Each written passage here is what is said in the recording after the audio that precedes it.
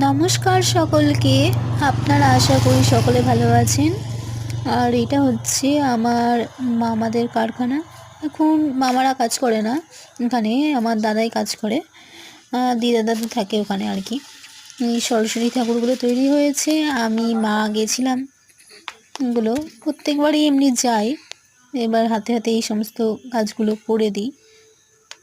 আর জানেনই তো, যারা এই সমস্ত কাজগুলো করে তাদেরকে একটু করতেই হয় কম বেশি, বাড়ির লোকজনকেও করতে হয়।